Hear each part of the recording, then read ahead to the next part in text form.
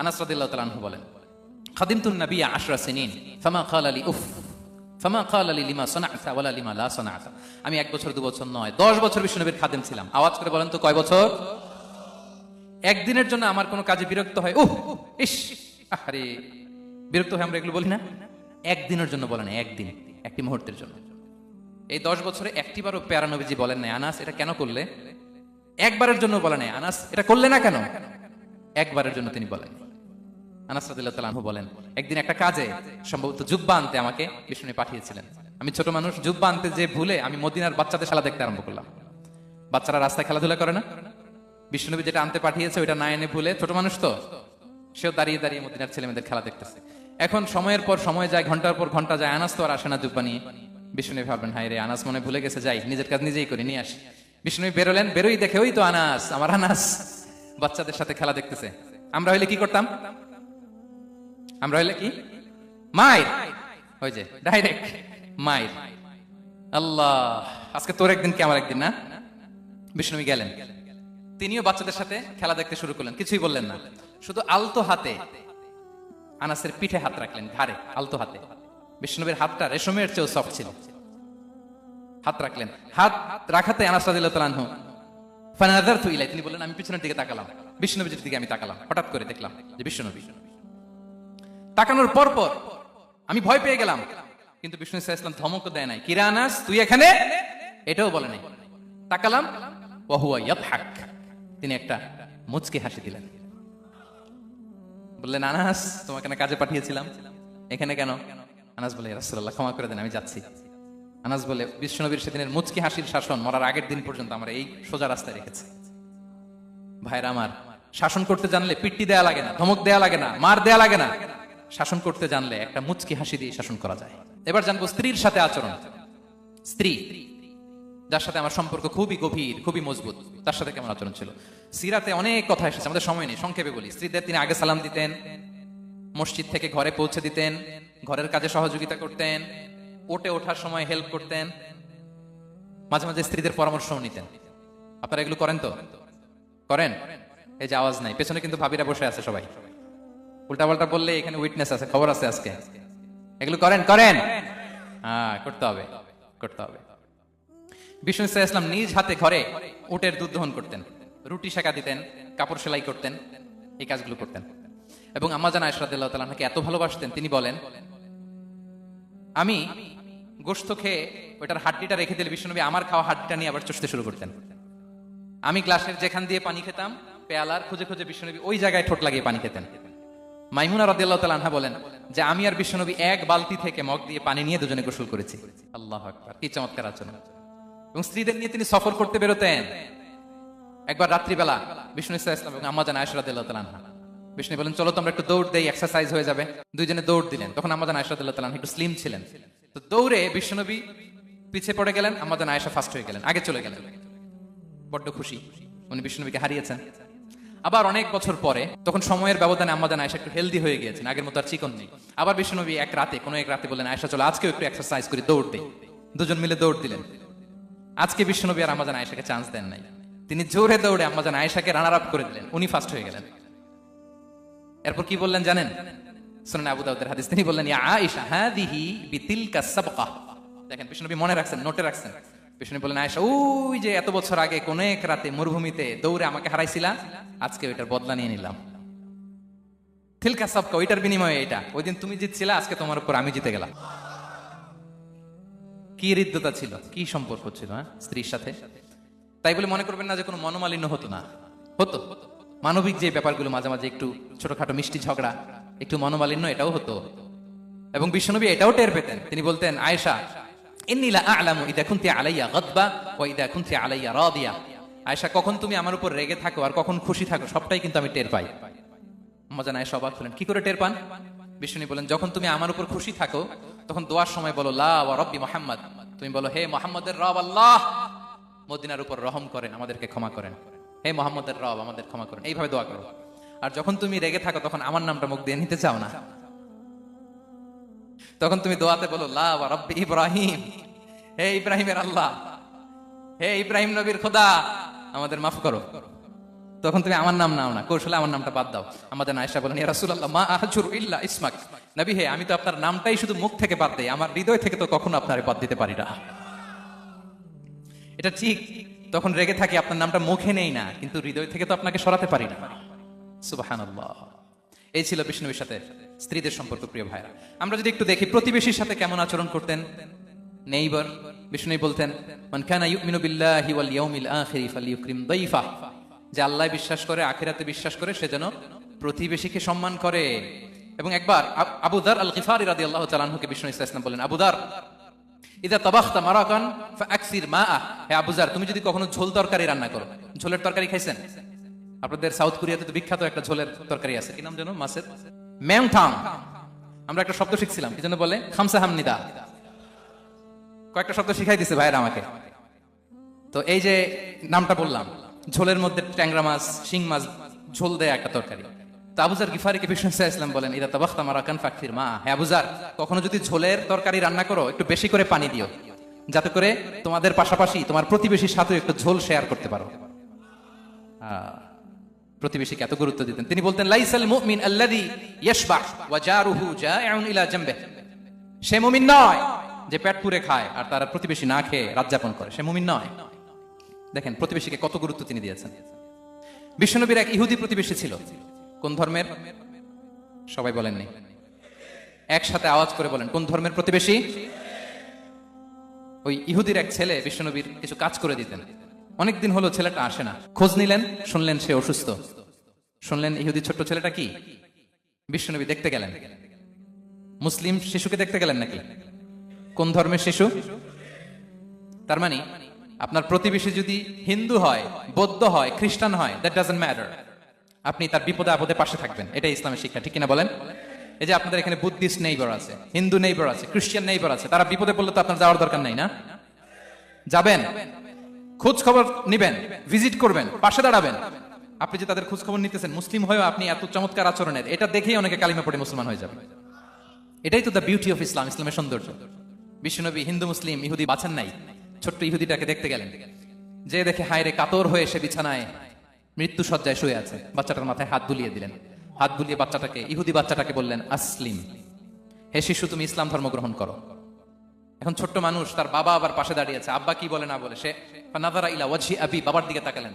তা বাবা বলে, আতি আবুল কাসিম, মানে বিষ্ণু ইসলামের কুনিয়াত, বড় ছেলে ছিল কাসিম, তাকে বলা হতো আবুল কাসিম। ইহুদি বাবা বলল, মোহাম্মদ যা বলে তাই করো। সাথে সাথে সে বলল, আশহাদু আল্লা ইলাহা ইল্লাল্লাহ ওয়া আশহাদু আন্না মুহাম্মাদুর রাসূলুল্লাহ।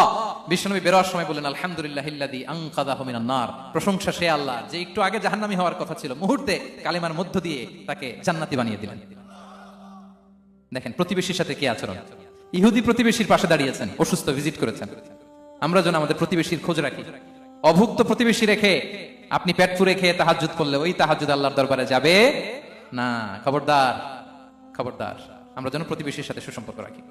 এবার যুদ্ধবন্দীদের সাথে বিষ্ণু ইসলাম কেমন আচরণ করেছেন। যুদ্ধবন্দী, পিওডব্লিউ, প্রিজনার অফ ওয়ার, যুদ্ধবন্দী পর্যন্ত যুদ্ধ হয়েছে, প্রতিপক্ষ হেরেছে, আমরা জিতেছি, তাদেরকে বন্দী হিসেবে আমরা পেয়েছি, তাদের সাথে ইসলাম কি আচরণ করতে বলে। আমরা তো অনেক যুদ্ধবন্দীদের ইতিহাস জানি পৃথিবীতে। আবু গারিব কারাগারের কথা শুনেছি আমরা ইরাকে, ঠিক কিনা? হ্যাঁ, পশ্চিমারা কি নির্যাতন করেছে। আমরা কিউবার গুয়ান্তানামো বের কথা শুনেছি, কি অমানবিক নির্যাতন তারা করেছে, কি টর্চার সেল তারা ওখানে করেছিল। সম্প্রতি আমরা আমাদের বাংলাদেশে আয়নাঘরের কথাও শুনেছি। তা আয়নাঘরে যাদেরকে টর্চার করা হয়েছে এরা যুদ্ধবন্দী? এরা তো কারাবন্দী, তাও অন্যায় ভাবে। এনফোর্স ডিসঅ্যাপিয়ারেন্স ছিল, অন্যায় ভাবে তাদেরকে গুম করা হয়েছে, অন্যায় ভাবে বছরের পর বছর যাদেরকে এভাবে কষ্ট দেওয়া হয়েছে, ফ্যামিলি থেকে দূরে রাখা হয়েছে। কিয়ামতের দিন তাদেরকে আল্লাহ জালেমের কাতারে দাঁড় করাবে। ইসলাম কারাবন্দীতে দূরের কথা, যুদ্ধবন্দীদের সাথে ভালো আচরণের কথা বলেছে। আল্লাহ বলেন, ওয়া ইউতঈমুনা আত-তাআমা আলা হুব্বিহি মিসকিনাও ওয়া ইয়াতীমান ওয়া আসীরা। বিশ্বাসীরা গরিব দুঃখীদের যেমনি খাবার খাওয়ায়, যুদ্ধবন্দীদেরও খাবার খাওয়ায়, যুদ্ধবন্দীদেরও খাবার খাওয়ায়। এবং বিষ্ণু বলেছেন, ইস্তাউসু বিল উসারা খায়রা, যুদ্ধবন্দীদের সাথে তোমরা ভালো আচরণ করো। বদরের যুদ্ধে 70 জন বন্দী হয়ে আসলো। বিশ্বনবী 70 জনকে সাহাবাদের মধ্যে ভাগ করে দিলেন, বললেন তোমরা খারাপটা খাবে, বন্দীদেরকে ভালোটা খাওয়াবে। কি নমুনা স্থাপন করেছে ইসলাম। সুমামা ইবনে উসাল রাদিয়াল্লাহু তাআলা আনহু নামে এক যুদ্ধবন্দীর ছোট্ট ঘটনা বলে আমি পয়েন্টটা শেষ করছি। ইয়ামামার বড় লিডার ছিলেন, যুদ্ধবন্দী হয়ে মদিনায় আসলেন, নাম সুমামা ইবনে উসাল রাদিয়াল্লাহু তাআলা আনহু। তখন মুশরিক ছিলেন, যুদ্ধবন্দী হিসেবে আনা হলো, তাকে মসজিদে নববীর পিলারের সাথে রশি দিয়ে বাঁধা হলো। বিষ্ণু বললেন, সুমামা কি অবস্থা তোমার, কেমন লাগে, তোমার সাথে কেমন আচরণ করা হবে বলো। বললেন, মুহাম্মদ তুমি চাইলে মারতেও পারো, বাঁচিয়েও রাখতে পারো। বিষ্ণু বললেন, সুমামা এ দুনিয়াটাই শেষ নয়, আখিরাতে বিশাল এক জগৎ পড়ে আছে, তুমি যদি শাহাদা বাক্য পড়ো আমাদের ভাই হয়ে যাবা, তোমার সেফটি সিকিউরিটির দায়িত্ব আমাদের, আমরা তোমরা সবাই মিলে এক। তারপর একে একে বিশ্বনবী তার সাথে ইসলামের সৌন্দর্যগুলো তুলে ধরলেন, সালাত কি, জাকাত কি, এগুলো বুঝালেন।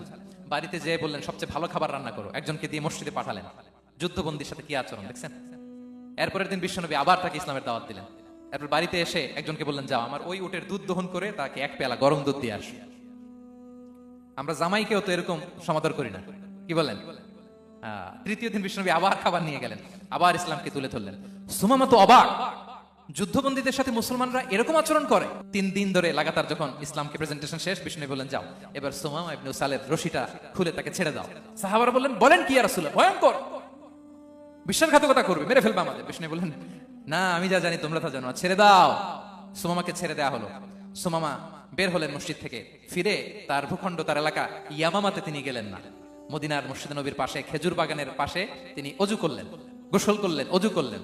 এরপর ফিরে এসে বিশ্বনবীর সামনে দাঁড়িয়ে বললেন, আশহাদু আল্লা ইলাহা ইল্লাল্লাহ ওয়া আশহাদু আন্না মুহাম্মাদান আবদুহু ওয়া রাসূলুহু, আমি সাক্ষ্য দিচ্ছি আল্লাহ ছাড়া কোনো ইলাহ নেই, আপনি আল্লাহর প্রেরিত রাসূল। হে মুহাম্মদ, আপনার চাইতে নিকৃষ্ট মানুষ আমার কাছে কেউ ছিল না, কিন্তু এখন থেকে আপনার চাইতে কোনো প্রিয় মানুষ আমার জীবনে নেই। ইসলামের চাইতে নিকৃষ্ট কোনো ধর্ম আমার জানা ছিল না, আজ থেকে ইসলামের চাইতে প্রিয় ধর্ম আমার কাছে নেই। মদিনার চেয়ে নিকৃষ্ট কোনো শহর আমার কাছে ছিল না, সবচেয়ে অপছন্দের শহর, আজ থেকে মদিনার চেয়ে প্রিয় শহর আমার কাছে নেই। দিস ইজ ইসলাম। বিশ্বনবী বললেন, হে নবী, আপনি আমাকে উমরার অনুমতি দিন। তিনি উমরা করতে গেলেন, বিশ্বনবী তাকে তালবিয়া শিখিয়ে দিলেন। এই প্রথম কেউ মুসলিম, সুমামা ইবনে উসাল, উনিই প্রথম মুসলিমদের মধ্যে উমরা করেছেন তালবিয়া পড়তে পড়তে, লাব্বাইক আল্লাহুম্মা লাব্বাইক পড়তে পড়তে। উমরা করার শেষে ইয়ামামা থেকে গম আসতো মক্কায়, ওই গম পিষে রুটি বানিয়ে মক্কাবাসী খেয়ে বেঁচে থাকতো। উনি ঘোষণা দিলেন, মুহাম্মাদের অনুমতি ছাড়া ইয়ামামার একটি গমের দানা আজ থেকে মক্কায় পৌঁছবে না। সুবহানাল্লাহ পড়বেন না। এই যে আমেরিকা যে ইকোনমিক স্যাংশন দেয়, এটা শিখছে উমামা ইবনে উসাল রাদিয়াল্লাহু তাআলা আনহুর কাছ থেকে। আল্লাহু আকবার। তিনি বললেন, একটা গমের দানা পচবে না, ওনারা আর রুটি খেতে পারে না। গমের দাম বেড়ে গেল, বিষ্ণুর কাছে চিঠি লিখে পাঠালেন, হে মুহাম্মদ, তুমি যদি উমামারে না বলো আমরা না খেয়ে মরবো। পরে বিশ্বনবীর হস্তক্ষেপের মধ্য দিয়ে আবার ইয়ামামা থেকে গম আসা শুরু হয়েছে। সুবহানাল্লাহ পড়ে। প্রিয় ভাইরা, তাহলে বন্দীদের সাথে, যুদ্ধবন্দীদের সাথে বিশ্বনবীর আচরণ কেমন ছিল টের পেয়েছেন। ভিক্ষুকের সাথে কি আচরণ, বিশ্বনবী কখনো না বলতে পারতেন না। কেউ হাত পাতলে কি বলতে পারতেন না, পারতেন না। এক ভিক্ষুক এসে বলে, এই মুহাম্মদ দাও, তোমার কাছে কি আছে দাও। নবী তখন চাদর পরা ছিলেন, চাদর ধরে এমন জোরে টান দিছেন, বিশ্বনবীর ঘাড়ের চামড়া এখানে ছিঁড়ে গেছে, চামড়ায় দাগ পড়ে গেছে। বিশ্বনবী তার দিকে তাকিয়ে, ওই যে মুচকি হাসির ম্যাজিক, আবার মুচকি হাসি দিয়ে বললেন, যাও তাকে কিছু দিয়ে দাও। সুবহানাল্লাহ পড়বেন না। আচ্ছা, ভিক্ষা করতে আইসা যদি আপনার জুব্বা ধরে টান মারে, জামার কলার ধরে টান মারে, এই দে, কি করবেন বলেন। ওই যে মায়ের, মানে ডানে ভাই আর কোনো সলিউশন নাই, খালি মায়ের, আইজো মায়ের খাইলো মায়ের। দেখেন, ভিক্ষা করতে এসে জামা ধরে টান দিয়ে ঘাড়ের চামড়ায় এখানে দাগ ফেলে দিয়েছে, কিন্তু বিশ্বনবী হাসি দিয়ে সলিউশন করলেন। সুবহানাল্লাহ পড়ে। শত্রুদের সাথে তিনি কেমন আচরণ করেছেন। আল্লাহ আল্লাহ আল্লাহ আল্লাহ। তায়েফের ময়দানে রক্তাক্ত হয়েছেন, রক্তাক্ত। পাহাড় রক্ষী ফেরেশতারা বলে, নবী আপনাকে রক্তাক্ত করেছে। তায়েফে কেন গেছিলেন বিশ্বনবী? জমির বায়না করতে না? তায়েফে জমি কিনতে গেছিল না? তায়েফবাসীকে জাহান্নামের আগুন থেকে বাঁচাতে রক্তাক্ত করা হয়েছে। পাহাড় রক্ষী ফেরেশতারা বললেন, নবী একটা আদেশ দেন, 2 দিক থেকে চাপা মেরে পুরো তায়েফবাসীকে মাটির সাথে মিশিয়ে ফেলবো, মাটির সাথে মিশে যাবে। বিষ্ণু বললেন, না না, তারা হয়তো ঈমান আনে নাই, তাদের ভবিষ্যৎ প্রজন্মের কেউ না কেউ লা ইলাহা পড়বে, কেউ না কেউ লা ইলাহা জপবে। তাই হয়েছে। তায়েফে যদি যান, আল্লাহু আকবার, মসজিদ আর মসজিদ, শান্তি আর শান্তি। আল্লাহু আকবার। উহুদের ময়দানে দাঁত শহীদ হয়েছে, রক্তাক্ত হয়েছে, হেলমেট ভেঙে কপালে পাথর ঢুকেছে। ফেরেশতারা বললেন, আদেশ দেন উহুদ পাহাড় তাদের ঘাড়ের উপরে বসিয়ে। বিষ্ণু বললেন, না। বিষ্ণু বললেন, না, আল্লাহুম্মা হদি কওমি ফাইন্নাহুম লা ইয়ালামুন, আল্লাহ আমার কওমকে ক্ষমা করে দেন, ওরা বুঝে নাই। দেখেন, শুধু ক্ষমাই চান নাই যে আল্লাহ ওদেরকে মাফ করে দেন, ওদের হয়ে কৈফিয়ত দিয়েছেন আল্লাহকে, এক্সকিউজ দিয়েছেন। আল্লাহ কেন কেন ক্ষমা করবেন? কারণ ওরা বুঝে নাই। এক্সকিউজ দিয়েছেন, তাদের হয়ে কৈফিয়ত দিয়েছেন। এই ছিল শত্রুদের সাথে বিশ্বনবীর আচরণ। যুদ্ধের ময়দানে ঘোষণা দিতেন, খবরদার ওদের নারীদের গায়ে হাত দিবে না, শিশুদের গায়ে হাত দিবে না, গবাদি পশু মারবে না, কোনো পাদ্রীর গায়ে হাত দিবে না। গোটা বিশ্বের কেউ কোন যুদ্ধের সেনাপতি যুদ্ধের ময়দানে এমন মানবতা দেখাতে পারে না। চিল্লায় বলেন ঠিক কিনা? অষ্টম হিজরিতে মক্কা বিজয়ের দিন থারথার করে কাঁপছিল কুরাইশরা যে আজকে তো আমাদেরকে ক্যাপিটাল পানিশমেন্ট দিবে, ডেথ পেনাল্টি দিবে। বিষ্ণু বলেন না, লা তাসরিবা আলাইকুমুল ইয়াউম ইযহাবু ফাআনতুমুত তুলাকা। 4-5 জনকে তিনি শাস্তি দিয়েছেন, গণহারে শত শত হাজার হাজার পরিবারকে তিনি ক্ষমা করে দিয়েছেন। বলেন তোমরা আমার ভাই, ভাই ভাইয়ের সাথে যেরকম আচরণ করবে, ইউসুফ তার ভাইদের সাথে যা করেছে আমি তাই করবো, আমি ক্ষমা করে দিলাম। আল্লাহু আকবার। এ ছিল শত্রুদের সাথে আচরণ। শেষ কথা বলি, শেষ কথা হচ্ছে প্রাণীর সাথে বিশ্বনবীর কেমন আচরণ ছিল। প্রাণীর সাথে একবার এক আনসারের খেজুর বাগানে ঢুকলেন, ঢুকে দেখেন একটা উট কাঁদে। কি কাঁদে? কানে কানে এসে বিশ্বনবীকে কি যেন বলে যায়। বিশ্বনবী রেগে বললেন, এই উটের মালিককে? এক আনসারী সাহাবী বললেন, ইয়া রাসূলুল্লাহ আমি। বিশ্বনবী বললেন, তোমার কি ভয় হয় না আল্লাহর? কলিজার মধ্যে আল্লাহর ভয় নাই? আল্লাহ তাআলা দয়া করে উটের মালিক তোমাকে বানিয়েছে, উট কানে কানে এসে আমাকে বলেছে তুমি তাকে কয়দিন ধরে খাবার দাও নাই, আর তাকে দিয়ে কাজ করিয়েছ অনবরত। খবরদার, কিয়ামতের দিন আল্লাহ তাআলা জালিমের কাতারে তোমাকে দাঁড় করাবে। প্রাণীর জন্য বিষ্ণু ইসলাম কত দয়াদ্র ছিলেন। জবাই করার সময় বিষ্ণু বলতেন, ইহসানের সাথে জবাই করো, ছুরি ধারালো করে রাখো। কোরবানির সময় আমরা প্রাণীটাকে কি করি? আদর করি না, মেরে ফেলি। বলেন তো, জবাই করা মানে কি? মেরে ফেলতেছি। বিষ্ণু বলেন, ইদা কাতালতুম ফাহসিনুল কিতলা, মারবা ঠিক আছে কিন্তু মন মতো না, ইহসানের সাথে কতল করো। ওয়াল ইউহিদ্দা আহাদুকুম শাফরাতাহু ওয়াল ইয়ারিহ যাবিহাতাহু, ছুরিটাকে ধার করে রাখো যাতে করে খুব সহজে তার রুহটা বের হয়ে যায়। সুবহানাল্লাহ। দেখেন আমরা নিজেদের সাথে একটু মিলাই। বাংলাদেশে দেখেন তো, কুকুর একটা দেখলে আমরা কি করি? হ্যাঁ, হয় লাথি নয় একটা ঢিল। বিড়াল দেখলে কি করি? হয় দাবরানি দেয় নয় দৌড়ানি দেয়। এরকম আছে না নাই? উন্নত দেশগুলোতে দেখবেন রাস্তার মাঝখানে একটা ছোট্ট সাপ, পুরো হাইওয়েতে সবগুলো গাড়ি থেমে গিয়েছে একটা হাঁসের বাচ্চা বাঁচানোর জন্য, একটা সাপের বাচ্চা বাঁচানোর জন্য। আর আমরা পাখির মতো মানুষকে গুলি করে মারি। মানুষকে আমরা গুলি করে মারি পাখির মতো নির্বিচারে। প্রিয় ভাইরা, বিষ্ণু ইসলাম প্রাণীর প্রতি আমাদেরকে দয়াদ্র হতে বলেছেন। তাহলে বিশ্বনবীর আচরণ কেমন ছিল একটা ওভারঅল ধারণা আপনারা পেয়েছেন? প্রিয় ভাইরা, হ্যাঁ, শিশুদের সাথে কোমল আচরণ করবেন তো আপনারা? আদর করবেন, চুমু দিবেন, কোলে নিবেন, হ্যাঁ, ভুল করলে শুধরে দিবেন, পারবেন? বড়দেরকে আগে সালাম দিবেন তো? আর কর্মচারী একটা ভুল করলে পিটাইয়া শোয়াই ফেলবেন, এরকম করবেন না? ভালো আচরণ করবেন। স্ত্রীর সাথে কেমন আচরণ করবেন? হ্যাঁ, মাধুর্যপূর্ণ আচরণ। ও একজন কয় হুজুর নাই। আরে বেটা, হওয়ার পরে কেমন করবা ওইটা বলো না। নিয়ত করে রাখো যে আমরা আমাদের ঘরটাকে জান্নাতি ঘর বানিয়ে ফেলবো, ঠিক কিনা? প্রতিবেশীর সাথে যেন আমরা ভালো আচরণ করি, কারাবন্দীদের সাথে যেন আমরা ভালো আচরণ করি। ভিক্ষুক হাত পেতেছে, স্যার 2 দিন ধরে কিছু খাই নাই, 5টা টাকা দেন। দাঁড়ায় না গ্লাসের সামনে, ওর হাতে থালা, একটা ভাঙ্গা থালা, আর আপনি স্যুট পরা স্যার না, আপনারে গাড়ির এদিক থেকে বের করে ওদিকে ভাঙ্গা থালা দিয়ে বসাইতে আর ওরে স্যুট পরে গাড়ির ভিতরে বসাইতে আল্লাহর কয় মিনিট লাগে বলেন তো? খবরদার, ফরিয়াদির সাথে যেন আমরা খারাপ আচরণ না করি, শত্রুদের সাথে যেন খারাপ আচরণ না করি, কোন প্রাণীর প্রতিও যেন আমরা জুলুম না করি। প্রিয় ভাইরা, বিশ্বনবী এত মাধুর্যপূর্ণ আচরণ করতেন, শত্রু বন্ধু হয়ে যেত। আর আমাদের আচরণ দেখে আমার বন্ধু আমার শত্রু হয়ে যায়, ঠিক কিনা? আমরা যেন আমাদের আখলাককে সুন্দর করি। শুধু নামাজি, শুধু রোজাদার, হাজি সাহেব ইবাদত করি কিন্তু মানুষের সাথে বাজে আচরণ করি, এমনটা যেন না হয়। আমরা যেন সুন্দর আচরণ করে বিশ্বনবীর শেখানো পন্থা এরকম মাধুর্যপূর্ণ আচরণের অধিকারী হয়ে ফি আ'লাল জান্নাতি গরাফা, বিষ্ণু বলেছেন জান্নাতের সর্বোচ্চ স্তরে তারা অ্যাপার্টমেন্ট পাবে।